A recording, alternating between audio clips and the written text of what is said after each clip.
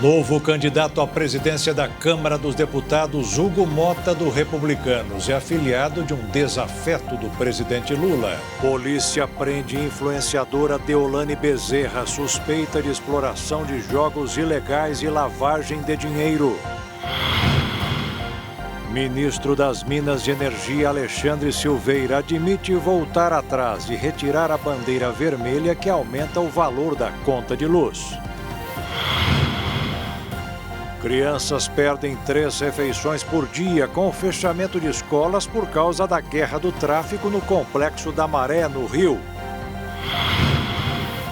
Nos Estados Unidos, mais um ataque à escola provoca a morte de pelo menos 4 estudantes e deixa vários feridos. Novo estudo apontou que adolescentes brasileiros têm alto risco para desenvolver doenças como diabetes e problemas cardíacos. Umidade do ar em quase 250 cidades brasileiras já atingiram o nível do deserto do Saara. E Vini Júnior é o único brasileiro incluído na lista deste ano dos candidatos à Bola de Ouro como melhor jogador do mundo. É agora no Jornal das 22.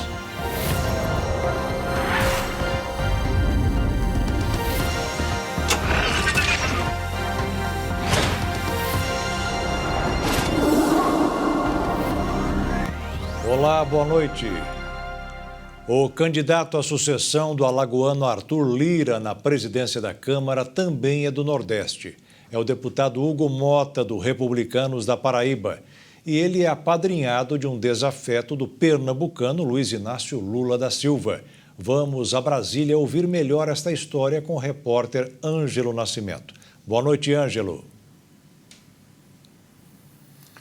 Oi, Jaqueto, muito boa noite para você, boa noite a todos que nos acompanham. Estamos falando de um jogo de xadrez e aos poucos, então, essas peças vão se encaixando. Hoje, só para a gente poder explicar para quem está acompanhando aqui o Jornal das 22, o presidente do Republicanos, o deputado Marcos Pereira, inclusive, que seria uma peça desse xadrez, ele anunciou, então, que não irá mais disputar a presidência da Câmara dos Deputados no próximo ano. Ele, inclusive, atribuiu, então, essa desistência a um político bastante conhecido, que é Gilberto Kassab, que também tem um cargo de presidente, mas de um outro partido nesse caso, que é o PSD. Porque Marcos Pereira vinha tentando, então, o apoio de Gilberto Kassab, que não conseguiu se demover dessa ideia, decidiu, então, apoiar Antônio Brito, que é da Bahia e também faz parte ali do PSD. Acontece o seguinte, agora, então, Marcos Pereira tomou a seguinte decisão: já que eu estou fora do páreo, ele vai apoiar Hugo Mota, que também é do Republicanos, mas nesse caso, então, da Paraíba, Agora, então, inclusive, Hugo Mota assume o posto, então, de favorito nessa disputa. Segundo ainda Marcos Pereira, é o seguinte, ele conta com o apoio do atual presidente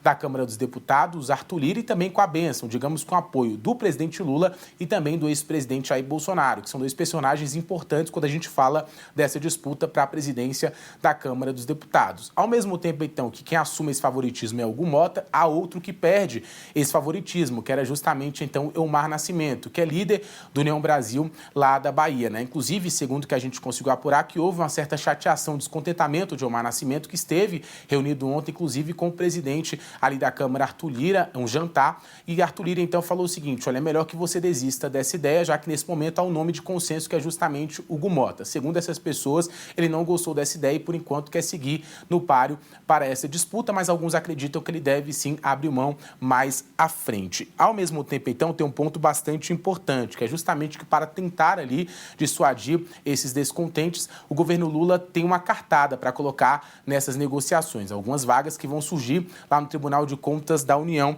já a partir do próximo ano, ainda neste ano. A vaga do ministro Haroldo Cedras, que completa 75 anos e se aposentará já no próximo ano, e a seguinte também é de Augusto Nardes, que deve antecipar sua aposentadoria justamente para poder se candidatar nas próximas eleições. Já no Senado Federal, quem aparece como o único favorito é justamente, então, Davi Alcolumbre, que é presidente da Comissão de Constituição e Justiça, já esteve à frente, inclusive, da presidência lá do Senado e saiu, então, para dar lugar justamente a Rodrigo Pacheco. Ele conta com o apoio, inclusive, de parlamentares que fazem parte tanto da oposição como também ali da base do governo. E, ao mesmo tempo, também surge uma outra questão nos bastidores aqui em Brasília, que justamente uma vez que Arthur Lira, né, e Rodrigo Pacheco, respectivamente, não vão seguir um à frente da Câmara dos Deputados e outro do Senado Federal, a expectativa é que eles possam assumir um cargo no governo Lula a partir do próximo ano. Essa ideia, inclusive, já paira ali na cabeça do presidente da República. Jaqueto.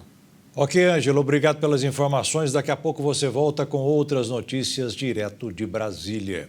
E como este ano os brasileiros irão votar nas eleições para a escolha de vereadores e prefeitos, o Tribunal Superior Eleitoral criou novas regras para o uso da inteligência artificial, que em muitos casos engana.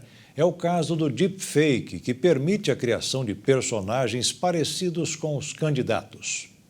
As grandes novidades para as eleições municipais de 2024 foram introduzidas pela resolução do Tribunal Superior Eleitoral sobre o uso da inteligência artificial para criar imagens e sons, desde que o material esteja devidamente rotulado com a indicação de que é um conteúdo fabricado ou manipulado e do tipo de tecnologia utilizada. Há bons usos da inteligência artificial, né? Nós podemos citar aqui a geração de jingles.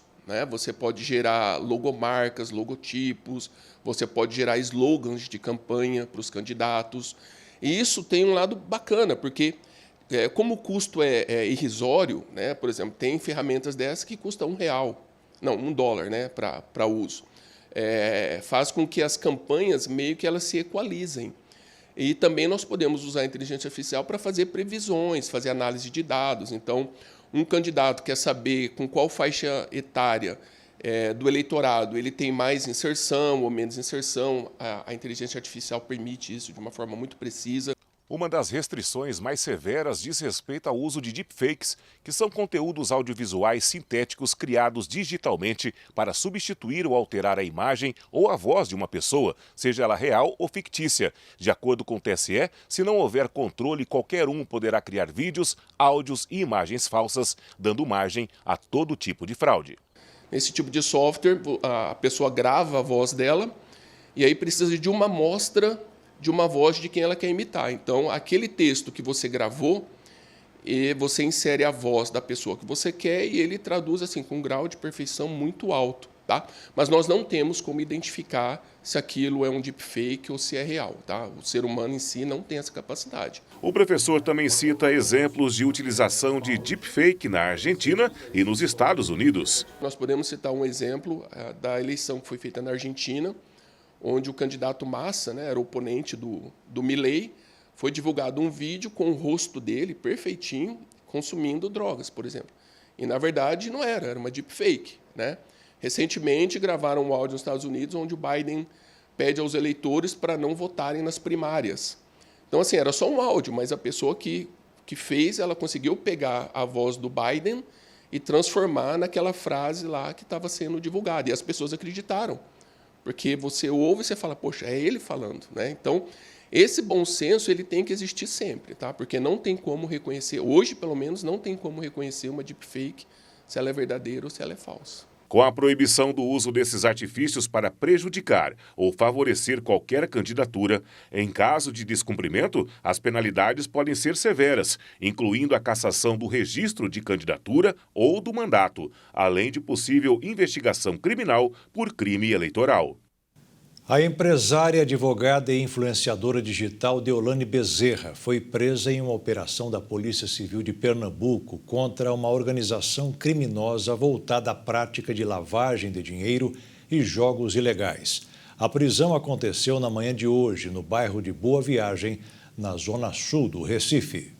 As investigações da operação iniciaram em abril de 2023. Além da prisão dela, foram expedidos outros 18 mandados de prisão e 24 mandados de busca e apreensão no Recife, Campina Grande, na Paraíba, Barueri, na Grande São Paulo, Cascavel, Curitiba, no Paraná e Goiânia, no estado de Goiás. Em vídeos publicados nos stories, a influenciadora aparece comentando sobre a beleza dos lugares de luxo que visitava. Após a prisão da empresária, a irmã de Deolane Deolane, Daiane Bezerra, disse nas redes sociais que sua família está sendo perseguida. A operação mira desarticular uma organização criminosa envolvida em jogos ilegais e lavagem de dinheiro. Segundo a irmã de Deolane, Daiane Bezerra, a ação na casa da família, em São Paulo, apreendeu dinheiro e relógios de luxo. Ainda de acordo com a Polícia Civil, também foi decretado o sequestro de bens como carros de luxo, imóveis, aeronaves e embarcações, além da entrega de passaporte, a suspensão do porte de arma de fogo e o cancelamento do registro de arma de fogo. Deolane foi presa por suspeita de ligação com sites de aposta, prática que no Brasil é ilegal. Foram bloqueados pela Justiça ativos financeiros no valor de mais de 2 bilhões e 100 milhões de reais dos investigados. As investigações contaram com a participação da Organização Internacional de Polícia Criminal e das polícias civis dos estados de São Paulo, Paraná, Paraíba e Goiás. Ao todo, 170 policiais estavam envolvidos na operação. Em uma carta aberta publicada no perfil oficial de Deolane, a influenciadora tranquilizou os fãs e afirmou que estar sofrendo injustiças. Abre aspas. É notório o preconceito contra minha pessoa e minha família. Mas isso tudo servirá para provar mais uma vez para todos vocês que não pratico e nunca pratiquei crimes. Fecha aspas. A defesa da influenciadora entrou com um pedido de habeas corpus e foi negado pela Justiça. O advogado de Deolane pediu a substituição da prisão preventiva por medidas cautelares menos gravosas. O juiz Cláudio Jean Nogueira Virgínio negou o habeas corpus, afirmando que o pedido não cabe neste caso. O pedido de habeas corpus à seção criminal em questão só poderia ser julgado em caso de condenação confirmada sem possibilidade de recurso. Além disso, há um primeiro pedido de habeas corpus em andamento na 4ª Câmara Criminal e, por isso, Virgínio repassou a decisão para essa outra Câmara.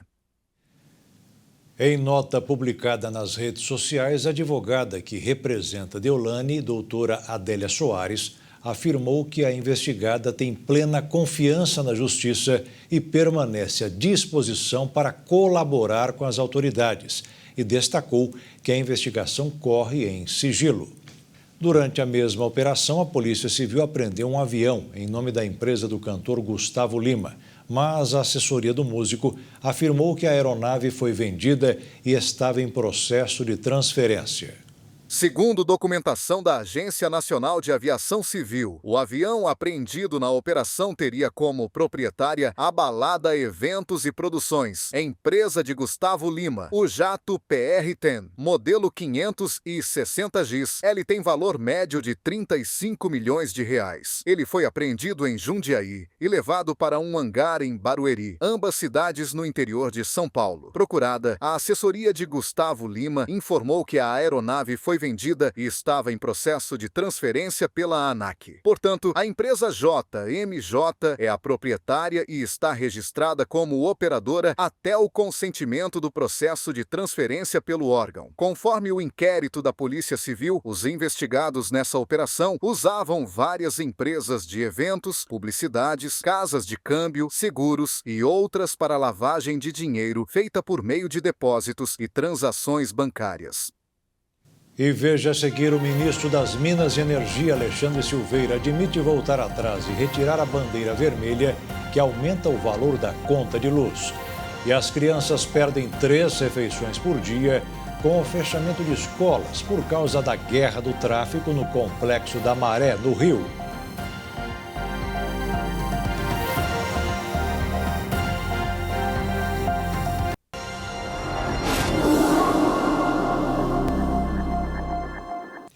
O Conselho Nacional de Justiça encontrou um excesso de pedidos de indenização por supostos defeitos na construção de imóveis do programa Minha Casa Minha Vida. Seria um esquema de fraudes para tentar tirar dinheiro do programa. Vamos voltar a Brasília ao vivo para ouvir essa história com o repórter Ângelo Nascimento. De volta com você, Ângelo.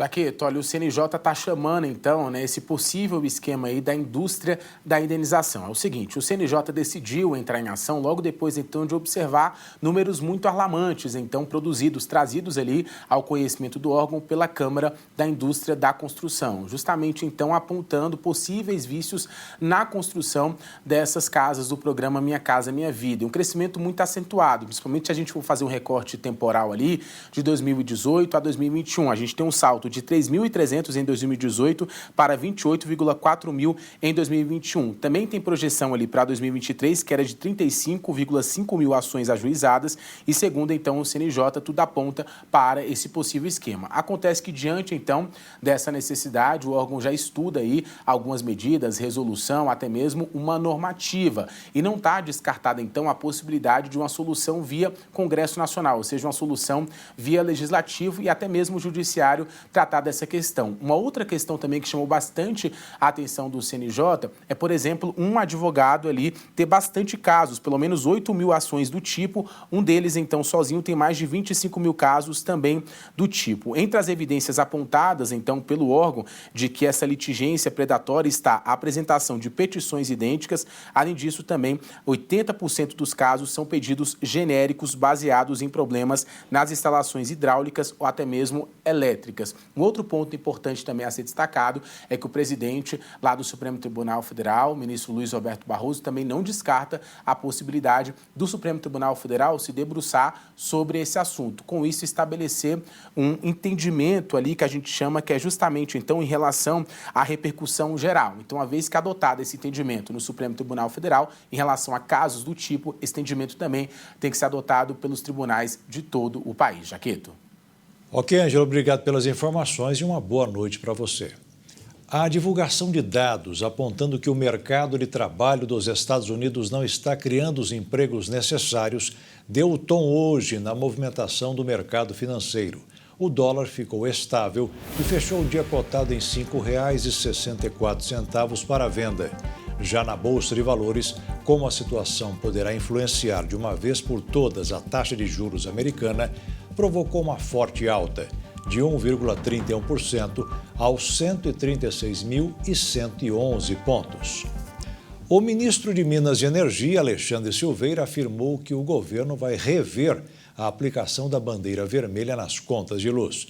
Segundo o ministro, o operador nacional identificou problemas técnicos em uma usina, o que pode causar a mudança na cobrança da tarifa.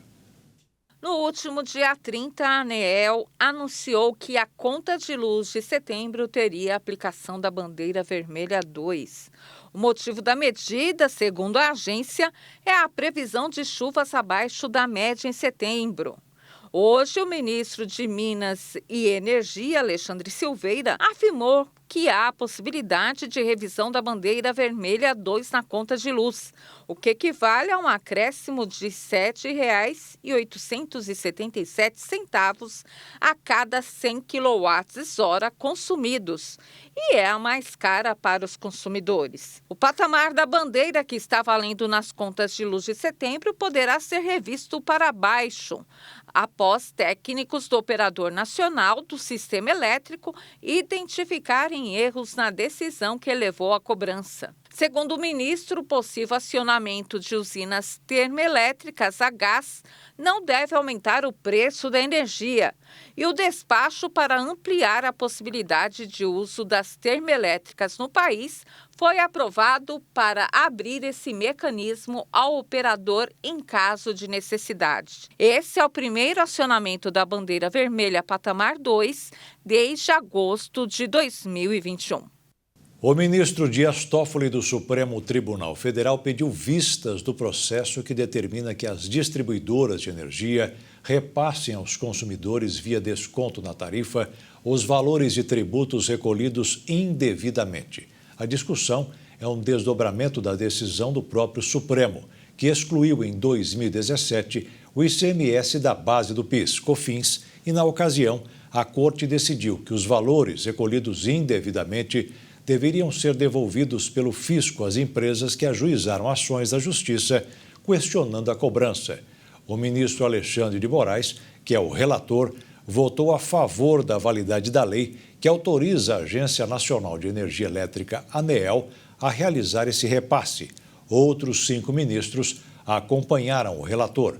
Só houve divergências sobre o prazo para prescrição do direito dos consumidores à restituição do tributo pago. Há 3 votos para definir o prazo de 10 anos e 2 votos defendendo 5 anos. O ministro Flávio Dino defendeu que não há prescrição. As constantes operações da polícia no Complexo da Maré, no Rio de Janeiro, estão afetando a rotina de milhares de famílias, não apenas pelas baixas de armamento que cruzam os ares, mas também as escolas fechadas, e que é preciso mudar a rotina das crianças, que, além de tudo, ficam sem 3 refeições diárias. Escolas públicas do Complexo da Maré, na zona norte do Rio de Janeiro, estão com as atividades suspensas há 15 dias, por conta de operações policiais que vêm ocorrendo na comunidade. Familiares dos alunos contaram que eles tiveram que reorganizar as rotinas e afirmaram que a suspensão das aulas tem afetado, além do ensino, a alimentação e a saúde dessas crianças. Muitos desses responsáveis alegaram que sentiram aperto no orçamento e encontraram dificuldades para manter a rotina alimentar sem as refeições oferecidas às crianças nos colégios, como café da manhã e almoço. Atualmente, o Complexo da Maré conta com 49 unidades públicas e quase 20 mil alunos. Por conta do clima hostil, 42 dessas escolas municipais e uma escola estadual foram fechadas por questões de segurança. O secretário municipal de Educação, Renan Ferreirinha, afirmou que a decisão de abrir ou não as escolas é tomada no dia, sem um tempo de suspensão definido. Portanto, as aulas poderão retornar ao normal assim que a situação no bairro for tranquilizada. O clima tenso começou a se formar no dia 19 de agosto, com a operação da Prefeitura do Rio para demolir um condomínio de mais de 300 imóveis construídos com dinheiro ilegal do tráfico de drogas. Mas também existem casos de quem encontra uma porta aberta para voos mais altos. Um jovem de 18 anos de idade do Mato Grosso do Sul, por exemplo, conseguiu uma bolsa de estudos e vai estudar 2 anos no Canadá.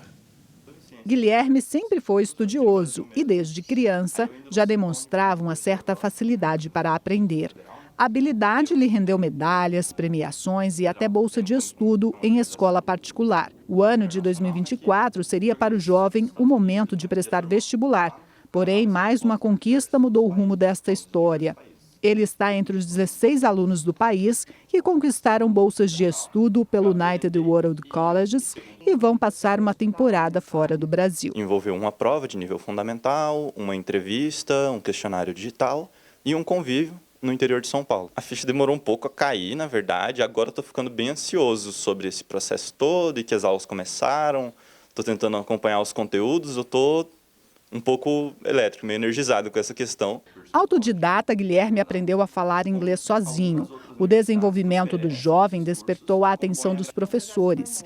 Em 2022, como estudante do Instituto Federal, ele participou de uma avaliação com a equipe do CEAM, Centro Estadual de Atendimento Multidisciplinar para Altas Habilidades, onde foi confirmado que ele é um aluno acima da média e recebeu o laudo de altas habilidades. A qualquer momento, assim que o visto for liberado, o Guilherme estará embarcando para Victoria, no Canadá.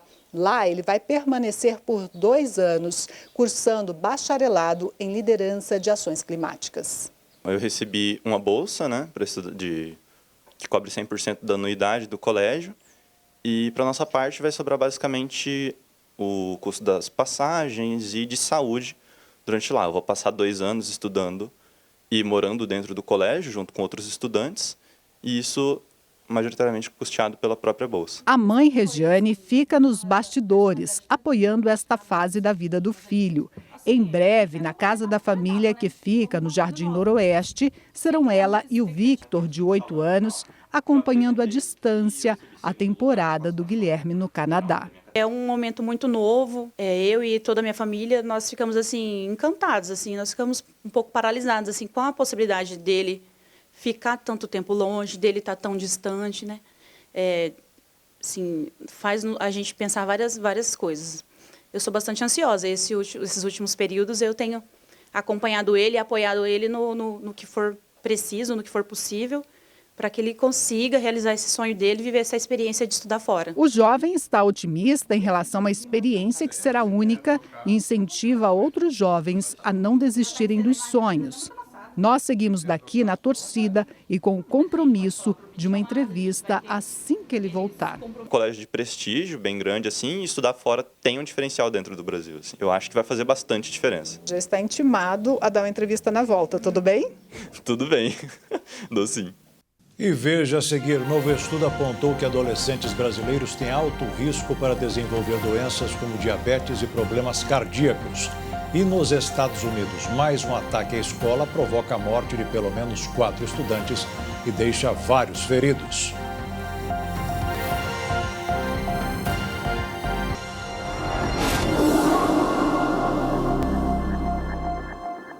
Um estudo mostrou que os brasileiros dedicam cerca de 3 anos e meio de sua vida adulta usando o celular. A pesquisa faz parte de uma nova campanha voltada para destacar a importância de administrar bem o tempo livre ao longo da vida. O estudo foi realizado através de 1.500 entrevistas online e presenciais com homens e mulheres acima de 18 anos e de todas as classes sociais em 5 regiões brasileiras: Norte, Nordeste, Sudeste, Sul e Centro-Oeste. O estudo ainda mostrou que o uso de telas, incluindo além do celular, televisão e jogos eletrônicos, ocupa 12% de toda a vida adulta, equivalente a 7 anos. O tempo em frente à TV ou ouvindo ao rádio equivale a 2 anos e 9 meses. O uso do celular representa 6,4% do tempo livre das mulheres durante a vida adulta e 5,9% para os homens. Os participantes do estudo disseram que, se tivessem mais tempo livre, gostariam de utilizá-lo com viagens, praticando esportes e exercícios ou dormindo. A partir desta pesquisa, calculou-se o tempo médio diário gasto em minutos pelos brasileiros em cada atividade. E, em seguida, os dados foram expandidos para representar o período de um ano médio de vida dos brasileiros. Para que os dados representem, então, o cálculo médio em anos de vida adulta dos brasileiros, foram considerados os dados de expectativa de vida do brasileiro de acordo com o IBGE na vida adulta, dos 18 aos 76 anos, totalizando 58 anos adultos, os quais foram multiplicados pelo ano médio calculado com os dados do levantamento. O estudo faz parte de uma nova campanha voltada para destacar a importância de administrar bem o tempo livre ao longo da vida. Um novo estudo revelou que mais de 80% dos adolescentes brasileiros têm fatores de risco para doenças crônicas, como diabetes e problemas cardiovasculares.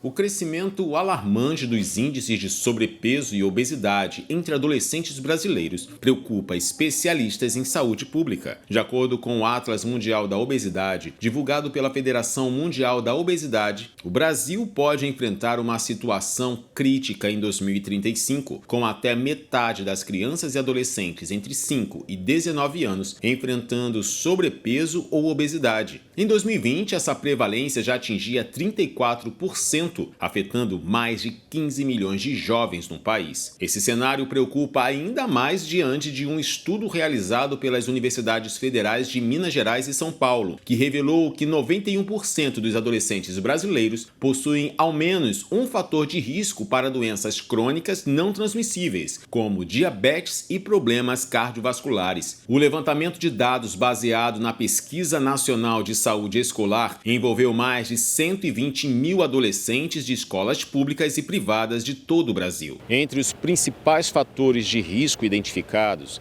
a falta de atividade física se destaca, com mais de 70% dos adolescentes relatando níveis insuficientes de exercícios. Além disso, mais da metade dos jovens não consomem a quantidade recomendada de frutas e verduras e 1/3 deles consome doces em excesso, como balas e chocolates. A pesquisa também destacou que esses comportamentos são praticamente uniformes entre estudantes de escolas públicas e privadas, com resultados ligeiramente melhores nas áreas rurais.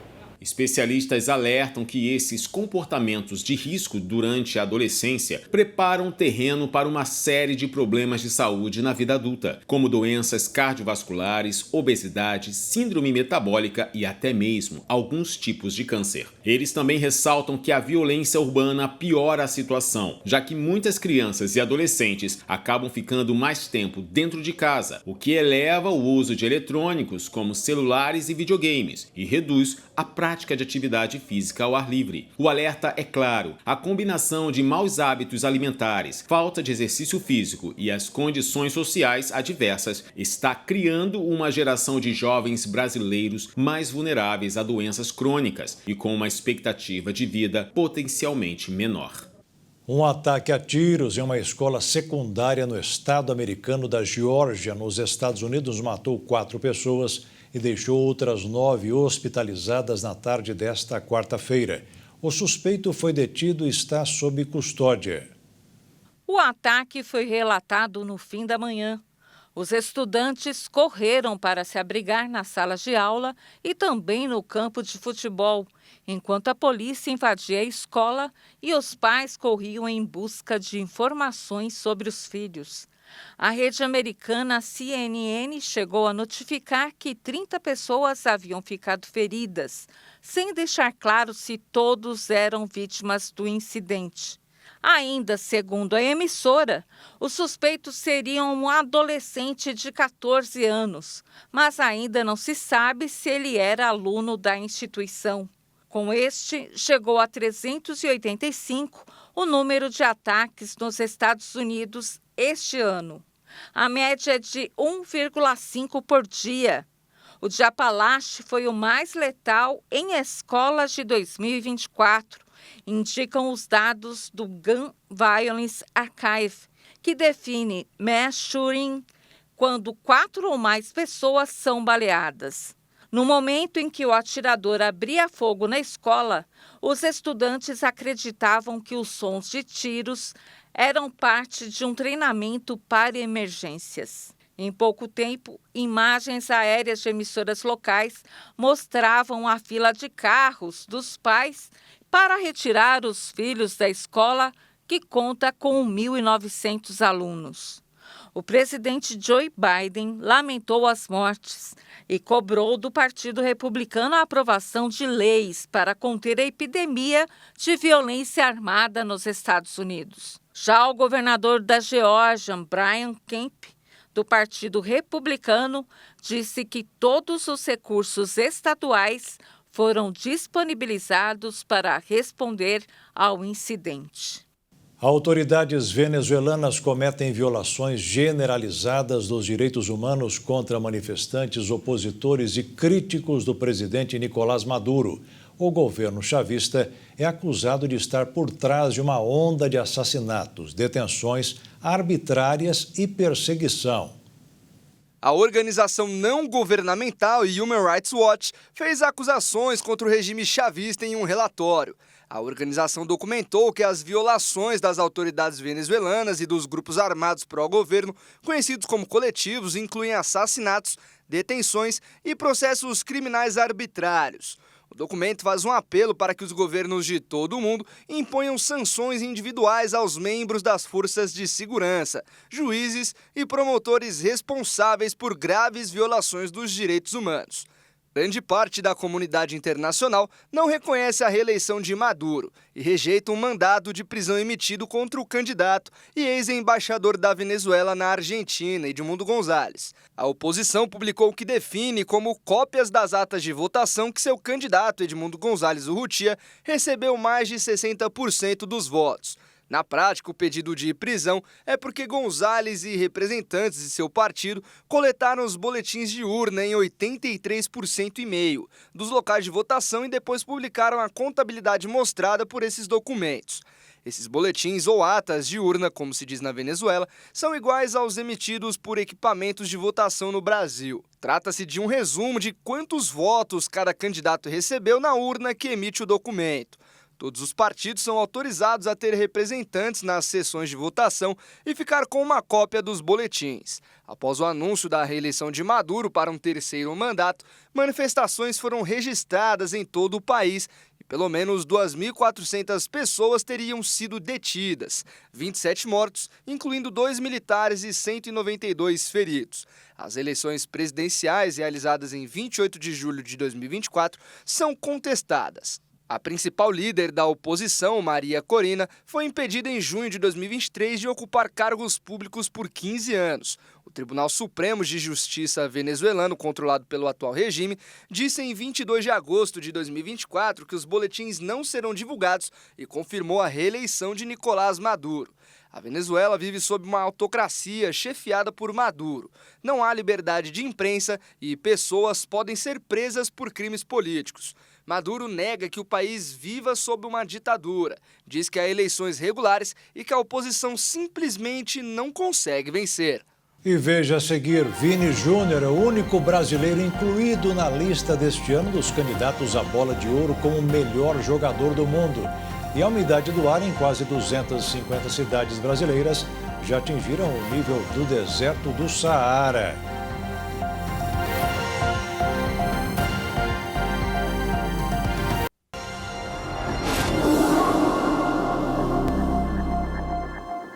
A ministra do Meio Ambiente, Marina Silva, afirmou nesta quarta-feira que o Brasil pode perder o Pantanal por completo até o fim deste século, se o mundo não for capaz de reverter o cenário de aquecimento global.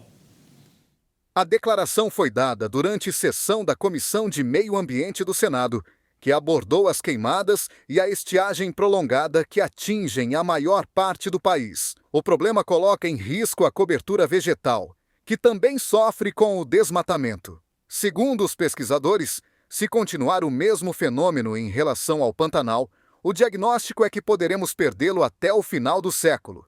Isso é devido à baixa precipitação, alto processo de evapotranspiração, não conseguindo alcançar a cota de cheia, nem dos rios, nem da planície alagada. Eu posso dizer para os senhores que, segundo os pesquisadores, se continuar o mesmo fenômeno em relação ao Pantanal, o diagnóstico é de que poderemos perder o Pantanal até o final do século. E isso tem um nome, se chama baixa precipitação, alto processo de evapotranspiração, não conseguindo alcançar a cota de cheia, nem dos rios, nem da área da planície alagada, e, portanto, a cada ano se vai perdendo cobertura vegetal, seja em função de desmatamento ou de queimadas, você prejudica toda a bacia e, assim, segundo eles, até o final do século, nós poderemos perder a maior planície alagada do planeta. Em agosto, o Brasil registrou o maior número de focos de queimadas desde 2010. Segundo o Instituto Nacional de Pesquisas Espaciais, foram 68.635 registros de queimada. De acordo com o INPE, mais de 80% desses focos ocorreram na Amazônia e no Cerrado. A marca é a pior, desde o início da coleta pelo órgão para o período. E os números também são maiores do que o total observado em agosto de 2023. Em comparação direta com o mesmo mês, os focos de queimadas pelo país dobraram, eram 28.056 no último ano. As queimadas não são o único fenômeno climático ocorrendo no Brasil. Segundo o Centro Nacional de Monitoramento de Desastres Naturais, o país também enfrenta a maior seca desde 1950. A estiagem tem afetado, de acordo com o órgão, todo o país, com exceção do Rio Grande do Sul. Nas últimas semanas, uma face mais visível das queimadas e do clima seco atingiu parte do país. Cidades ficaram encobertas por fumaças que tiveram, segundo especialistas, origem em incêndios florestais de regiões como a Amazônia e o Pantanal. De acordo com os dados do Instituto Nacional de Meteorologia, ao menos 244 cidades registraram umidade relativa do ar menor ou igual à do deserto do Saara. E a previsão é de que os índices possam ser ainda piores. O mês de setembro, último do inverno, começou com uma onda de calor que fez subir as temperaturas. Ontem, Mato Grosso e Mato Grosso do Sul, as máximas chegaram aos 40 graus. No interior de São Paulo e Minas Gerais, as cidades chegaram a 39 graus. A subida do termômetro levou especialistas a debater até mesmo se o Brasil tornou-se o país mais quente do mundo nesta semana. O calor se somou à seca, a maior e mais extensa já enfrentada pelo país, com cidades sem chuva há mais de 100 dias. A falta de chuva e a alta temperatura faz com que a umidade literalmente evapore, chegando a níveis desérticos. No deserto do Saara, por exemplo, no norte da África, a umidade do ar varia de 14% a 20%. No Brasil, 244 cidades registraram índices menores ou iguais. Isso está acontecendo porque, primeiro, estamos na estação seca. Consequentemente, é um período com menos chuva e isso impacta na umidade relativa do ar, que se estende até outubro. No entanto, a situação ficou mais grave por 3 fatores. Seca histórica. O Brasil vive a maior e mais intensa seca de sua história recente. Todos os estados, com exceção do Rio Grande do Sul, estão passando pelo pior período seco já visto. Calor intenso. Setembro começou com uma onda de calor que vai levar cidades a níveis recordes de calor. Bloqueios atmosféricos. O bloqueio é uma configuração dos ventos que impede o avanço de frentes frias e, consequentemente, das chuvas. Com menos nuvens e chuva, a umidade vai ficando cada vez mais baixa. O INMET emitiu um aviso de sinal vermelho para Mato Grosso, Mato Grosso do Sul, São Paulo, Minas Gerais, Goiás e no Distrito Federal, porque a umidade deve ficar abaixo de 12%. De acordo com a Organização Mundial de Saúde, OMS, a faixa de umidade ideal para o organismo humano fica entre 40% e 70%. Quando essa taxa cai para 30%, já se configura uma situação de alerta com prejuízos evidentes para a saúde. 8 cidades do estado de São Paulo tiveram focos ativos de incêndio na manhã desta quarta-feira, segundo a Defesa Civil. As regiões afetadas foram Ribeirão Preto, Campinas, Bauru, Marília e no Vale do Paraíba. Para conter a onda de incêndios no último domingo, o governo anunciou o fechamento emergencial de 79 unidades de conservação e parques localizados na região metropolitana e interior do estado. A decisão foi tomada em resposta ao crescente risco de incêndios florestais que coloca em perigo tanto os visitantes quanto as áreas de preservação. O fechamento, segundo a Fundação Florestal, seguirá até o dia 12 de setembro, podendo ser revisado conforme as condições climáticas e os riscos associados. Durante este período, as equipes da Fundação Florestal ficaram focadas em ações de prevenção no monitoramento territorial e no combate aos incêndios, além de prestar apoio às comunidades vizinhas. O diretor executivo da Fundação Florestal, Rodrigo Levikovski, explicou que a medida é imprescindível neste período crítico com o objetivo de minimizar os impactos dos incêndios florestais e concentrar os recursos e esforços para garantir a preservação dos ecossistemas e a segurança de todos os envolvidos. O diretor também destacou que as unidades de conservação estão 100% focadas nas ações preventivas de monitoramento e de resposta rápida, caso haja algum foco de incêndio. Uma das unidades fechadas é o Parque Estadual de Juqueri, em Franco da Rocha, na Grande São Paulo, que em 2021 foi atingido por um grande incêndio que consumiu 53% da área verde do local. Carolina Santiago conquistou mais uma medalha de ouro para o Brasil hoje nos Jogos Paralímpicos de Paris. E com as outras conquistas, principalmente no atletismo, o país passou a contar com 57 medalhas, mas foi ultrapassado pela França, Países Baixos, e agora é o 6º do ranking. O Brasil não para de conquistar medalhas. Só no atletismo foram 4. A primeira veio com o Bartolomeu Chaves, o passarinho, que conquistou a prata nos 400 metros para pessoas com paralisia cerebral. Na parte da tarde, outras 3. Verônica Hipólito conquistou o bronze nos 100 metros T36, destinada para atletas com paralisia cerebral. Ariosvaldo Fernandes, o Parré, também ficou em terceiro lugar, só que nos 100 metros T53, categoria de atletas em cadeira de rodas. A última medalha do atletismo ficou com Vana Oliveira no arremesso de peso feminino F32, categoria de competidores com deficiência na coordenação motora.